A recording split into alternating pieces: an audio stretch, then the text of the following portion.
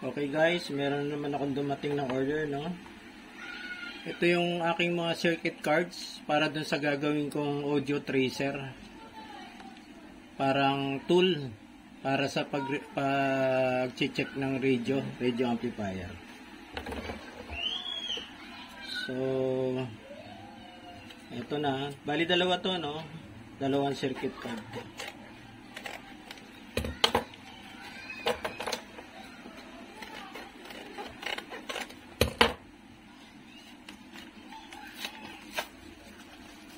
Ganito lang dumating guys.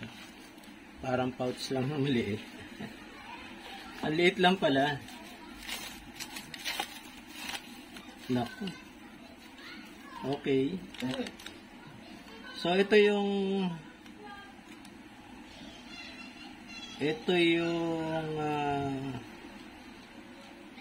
nakalagay dito. Ito yung charger. Ito yung charger niya, no?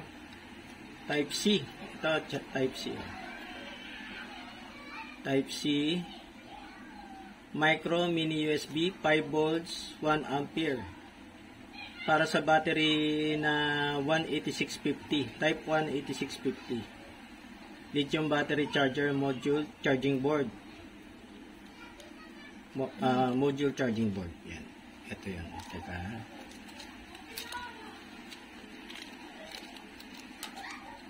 Liit. Yan.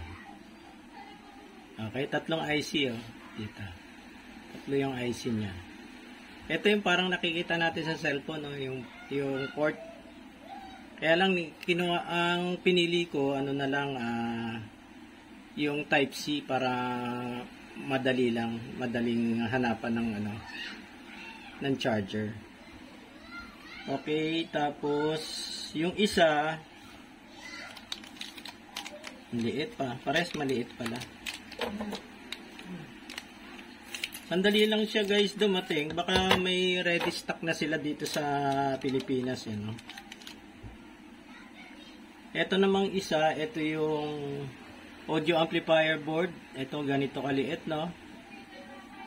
5 volts, 1 ampere, 5 watts. Single audio amplifier board. Ito. Ang liit din, no? So, siguro ginamit kong chassis. Itong box ko ng Infinity. Yung case. Yung ano nung araw. Yung cellphone ng araw, yung my phone. Yung mayroong design na Infinity. So bumili ako noon. Yung ano niya, pinaka-case niya, ito yun. So ito, bakal to, itong sa ilalim. Lagyan ko lang ng meron pa naman akong pira-pirasong dyan, rubber footing, ito. Itong itaas niya, plastic. So dito sa likod, yan, nilagyan ko ng butas para dun sa charging port niya. Tsaka dito sa adjustment o potentiometer ng adjustment para sa sound, no? Sa sound. So dito naman sa harap, meron akong power LED light power, para sa power na lang na ginamit ko. Andito yung test prod. No, itong pointer ko, itong probe ko. Galing sa lumang tester, no. Sira na naman, inano ko muna. Kinuha ko muna yung red. Yung dalawa na red and black. Tapos ginawa ko yung isa pointer probe, yung isa naman yung sa grounding. Ito yung may etong may clip. So yan, para hindi siya madi-disengage, no? Para ganyan, no, mabubuksan-buksan ko na. Ilagyan ko na lang ng ano dito, hinges o bisagra dito. Dalawa lang na maliit dito. Para mabuksan-buksan ko siya. Ganun. So, yun. Magulo na nga. Magulo pa yung loob eh, no? So, ang style na ginawa ko, ito, minount ko na, no? Ito yung amplifier. Ito nasa loob. Ito yung charger. Itong nasa baba, no? Tapos, nilagyan ko siya ng binding post. Kumuha ko sa, naglagari ako sa ball pen. Nilagyan ko ng, para medyo nakaangat siya. Nakaangat. Ito nga pala yung circuit na ginamit ko, no? Ayan, no? Ito yung sinundan ko. Pero kahit siguro walang circuito, magagawa na rin eh. Dahil ito may marker na dun sa may mark naman doon, may label yung terminal niya. Diba yung positive tsaka negative out. Tapos ito yung battery naman may na yan, may ground side niyan, black tsaka red yung positive side. May case na naman yung battery, no? Tapos itong amplifier, so makikita mo doon yung positive side dito. Ito yung sa battery, sa supply, no? Positive. So padadaanin mo lang ng switch yun bago mo ilalagay dito sa positive side para may on off siya. So yung katabi ng positive is negative. So, ground yun. Tapos, yung in niya, itong dalawa. Siyempre, isang side nun, ground. Tapos, yung isang yung in ng amplifier, no? Ayan. Dito nakalagay sa gitna. Sa gitna ng, ng potentiometer. Actually, ang in niya, nga, tama, sa gitna nga. Tapos, ground yung isang side. Tapos, yung test prod, ito yon sa kabilang side. So, ayan na yan, no? Ito, ground naman yung may clip, ground. So, ito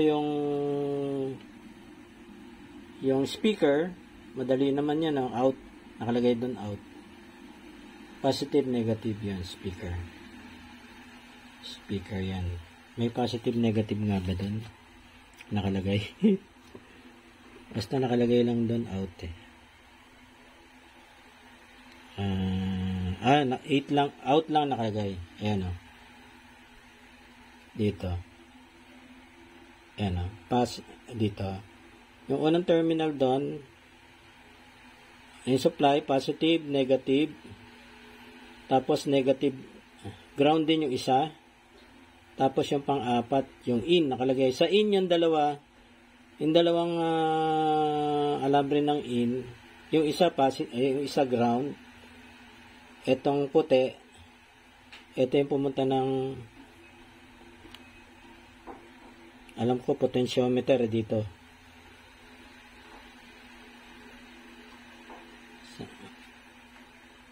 Dito. Ito. Itong potentiometer niya dito sa gitna. Ayan, in. Ayan na. Tapos to ground ng potentiometer. Yung one side niya, ito yung test prod. Ito na guys, no? Dumating na yung aking speaker pala, no? Hindi ko pala siya na-haul. 40 pesos sa ano rin to, sa Shopee. Sa Shopee rin siya. Bali, 2 inch to, no? 4 ohms, 3 watts. Full range mini speaker. So, yan. Dito talaga yung naka-akma, no? Dito sa portion na to, kaya ito, malaking portion ito, walang laman. So dito ko siya inakma sa pinaka-cover. May may apat na mounting screw doon. Tapos pagka sinara, yan, ito binutasan ko na to, no.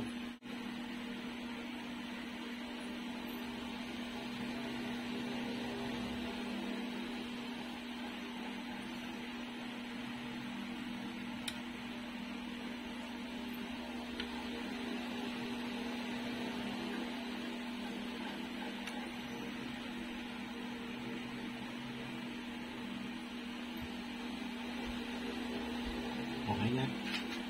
Ayos na, nakahilang na siya. So, charge ko muna yung baterya. Yung baterya niya.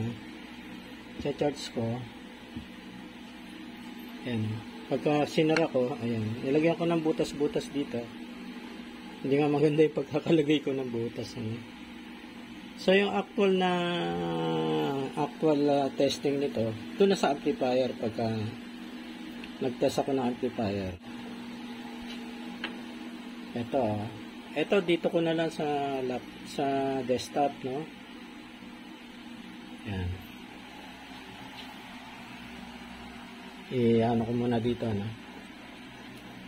Dito muna. Ipa-plug ko muna dito. Yan. Tapos ito naman, itong other side USB dito na sa sa computer. May 5 volts din naman yan computer. Ayan. Dito. Yan. Ayan. Nakailaw yung red. Ibig sabihin, siya, no? Magcha-charge siya. So, bigyan ko lang siya ng mga ilang hours lang, no? Pero mga 2 hours. 2 hours. Dapat sa normal, magbo-blue ulit yan pagka, yung, tawag ba doon? Yung trickle charging na siya o puno na yung, yung baterya. Nasa standby mode ulit. Ayun, okay na. Nag-blue ulit, So, charge. Complete na yung charging niya, yung karga niya. Okay. Tested okay yung charging board. Testing time. Test ko na guys itong aking ginawang audio tracer, no? Yung ground yung clip nilagay ko na sa ground. Tapos yung pointer ko ito. Yung test clip ko. Test pointer. So dito ko na lang for testing purposes, dito ko na lang siya sa entrada. Susundutin, Kailangan tumunog to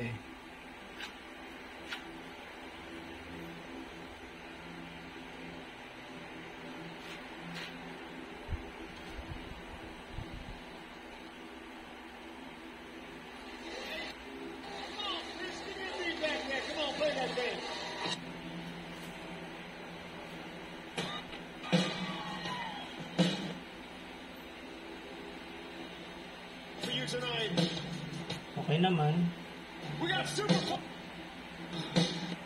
Okay. Pantay yung niya.